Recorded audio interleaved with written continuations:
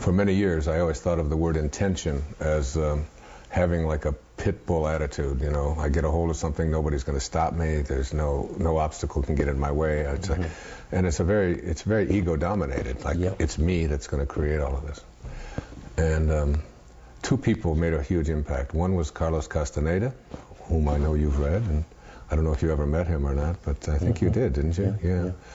And when he talked about intention not as something that you do, but as a field of energy from which all things are intended, calling it intent. Field of energy from which all things are intended.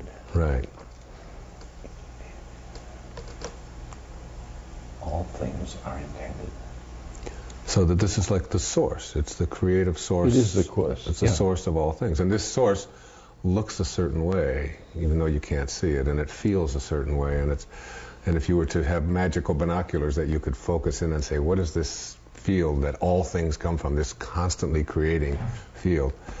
I suggested that there are faces of intention. That this is the first and most important thing is that it doesn't exclude anyone, so that like we're all connected to it. Yeah. And some of us don't get it while others are excluded from it. So that every thought that we have has to match up, if we want to have the power of intention, it has to match up with what intention or what God is, what this source is. And intention is God's will. God's will, yes. And when I say to somebody, I'm surrendering. I'm surrendering to God's will. I'm surrendering to I'm surrendering so that my intention is like His intention. That's what the Kabbalah teaches. That's what virtually all spiritual traditions teach. It's that when you are in harmony with this source. So, but then you have to be, because then you get into this predicament that you always talk about. Is like, if I have a thought that says I'm separate from you, that's not how God works. Or if I have a thought that says, for example, in organized religion, that you get in but you don't, then that's not a thought of God. That's a thought of ego. That's a thought of separation, and so it's trying to monitor almost every thought that you have that says I'm better than you, I've got more than you, I'm different than you, whatever, and to stay in that kind of a consciousness. And the other guy that influenced me was, believe it or not, was a man who just died recently. His name's Arthur Miller, the famous playwright, and when they ask Arthur Miller, are you working on another play? He was 88 years old. They said, are you working on another play? He said, I don't know, but I probably am. Yeah. I love that. I mean, I thought to myself, I know exactly what he's talking about. Yeah. Because it's like somehow he got out of it and realized it's not him. And it's the same with the letter we were talking about, and it's the same with writing a book. I mean, you've written lots and lots of books, produced endless numbers of tapes, lectured all over the world, and you always say I'm Rena Ramdas, or I'm Renamouth, or whatever. It's like this isn't me doing this. This is something that and whether you call it Krishna, or whether you call it Shakti, or whether you call it God or soul or Louise. I mean, I don't think it. Alan Watts said that you can't get wet from the word water. It doesn't matter what you call this thing. That isn't going to get you wet. The word is never going to get you wet, and the word God isn't going to give you divinity. It's the conscious. It's like being in the Kabbalah, being like God. Being like God, being more like God. Doesn't that sort of, I came at it from Detroit.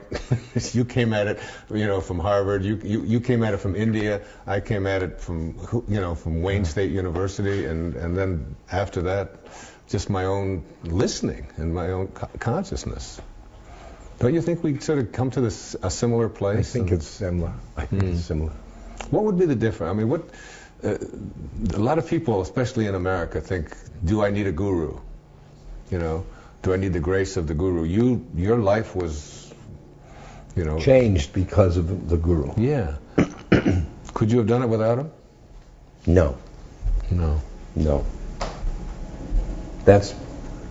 How would he answer that question?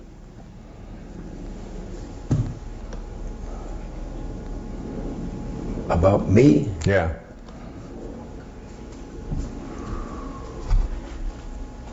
If I were to ask him, could Ram Dass have got to where he is without you? Oh boy.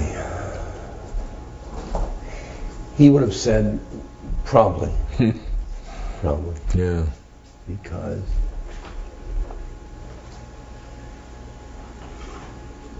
he would have seen the truth of the matter of his relationship to me.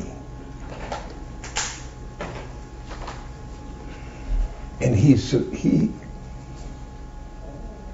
saw who I was before I met him. Mm. Then he would have, when those letters, the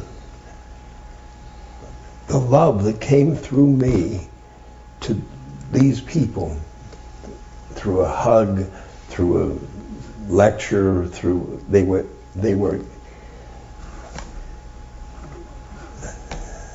all love, love, love, love. Now, I wasn't in love with people when I was a Harvard professor. Yeah. I can think you saying... Oh, absolutely, yeah. We were taught to use our heads, not our hearts. Mm. Yeah. And I can remember when I was teaching at the university, the day I got my own parking place. Professor Dyer with his own parking place. I was like, it just doesn't get any bigger than this. Yeah. Now, if they gave me a parking place, I would throw it at them. I can't imagine anything worse than having my own parking place somewhere that I had to park in every day. I have to be there all the time. But I think of, the difference between you and so many of the speakers that I've listened to, and the writers and the people who've been just involved on this, this huge spiritual path that we've all been a part of in some way, is that when you spoke, because I'd come to your talks, there was no phoniness about it. There was no, you walked in from the back. Yeah. And you were always out in the lobby, and you were always talking to the people. We did a talk together the other night here on Maui, and two different people came up to me and said, my story of Ram Dass, I couldn't get into my hotel or something, and Ram Dass was there, and he helped me by pushing me up and helping me get into she said, Ram Dass, the most famous, but he was, he was reaching out and physically helping me to do something that I had lost, Those are the kind of things that I think that you brought to the world from India. See, and I think that it's my guru. Mm. And my guru thinks it's God. Yeah. But why don't you think it's God? Or is that the same? Why I think in me is God, because I can't be that presumptuous. Hmm.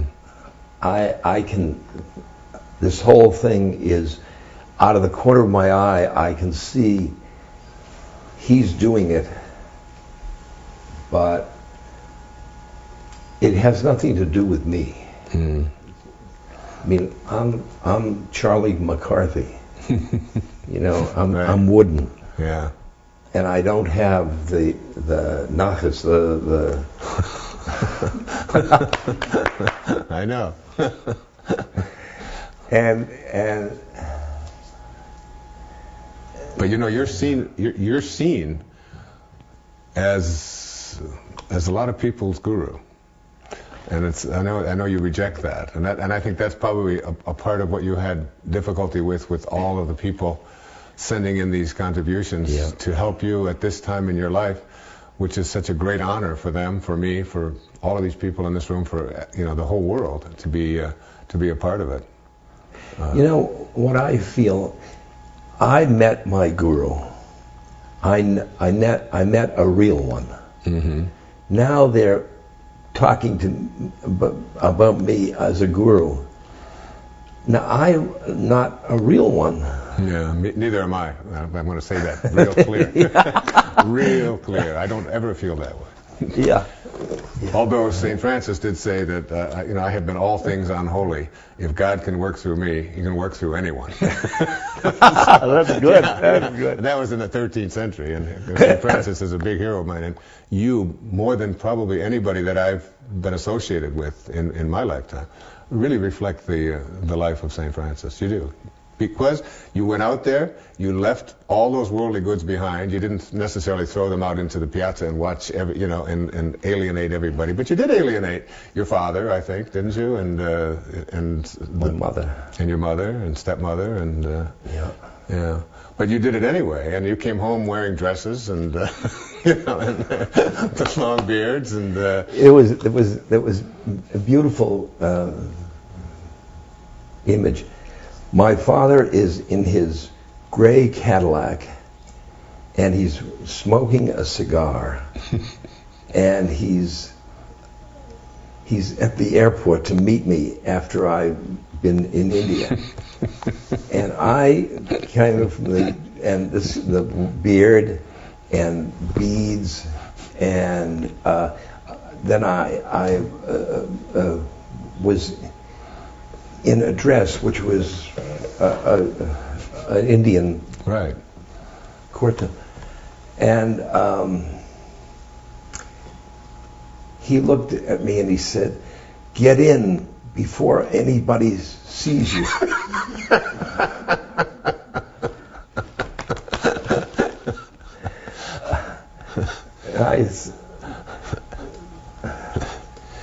Don't you worry about they're seeing you. Didn't he have a great name for you? What did he call you? Oh boy. I remember you saying in one of your talks, he called you Rum Dum. Rum Dum. Rum Dum. That was one of my favorites. Yes. But at the end, because you made a conversion too. I mean, with your father, you took care of him the last how long of his life, and your stepmother too, didn't you? Didn't you just go into like total? Yeah. 100% service, and I challenge anybody watching this to do what you did for how long? Yeah. A couple of years? A couple of years before the two of them. We're talking about 24/7, showering them, putting them on the toilet, wiping them, taking them off, taking care of every meal, feeding them, and why did you do that? You didn't put them in a nursing home. You didn't. This person who had, in some ways, rejected, the life that you. What was the motivation?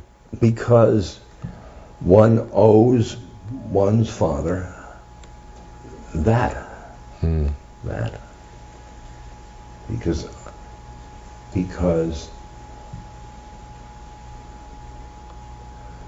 Wow. Say somebody would tell, they say, "You're wonderful the way you're taking care of your father." But I couldn't tell them that taking care of my father feeds me spiritually. I can't.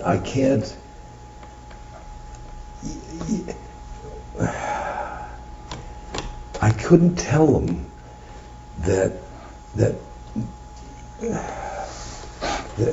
24 hours a day doing that service to somebody whom you love it's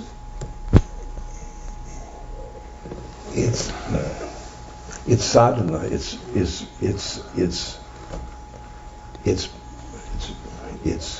spiritual. Yeah.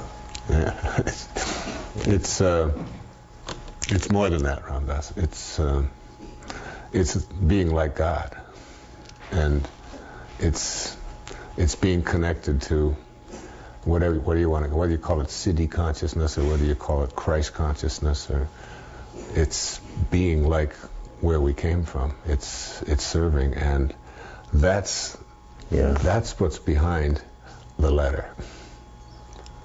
That's what you felt you wanted to do for your father. So many people who see you as a father in many ways, as a teacher, want to do. And you're allowing them to do it, and to swallow that macho pride of being a Jewish man who wanted to be wealthy and didn't provide for himself. But you did provide for yourself, and you did provide with love. Yeah, and you provided an opportunity for me to come in and be what you were, in almost a superficial way. And my father was allowing me to serve him. Yeah. Did you grow real close to him in those Oh, yes. In fact, he was a tough guy in my junior years, and that bedroom when we met, when he was dying, he was one. In the past, we sat out on deck chairs at our farm, rolling lawns, and I said to Dad, "Look at that! Look at that! Isn't that beautiful?" I was trying to the sunset, the sunset. And I said, "Dad, isn't that beautiful?" And he said to me, "Look at how it's cut." It's cut. He had finished mowing the lawn, and he wanted me to enjoy his cutting of the lawn. Right. So he said,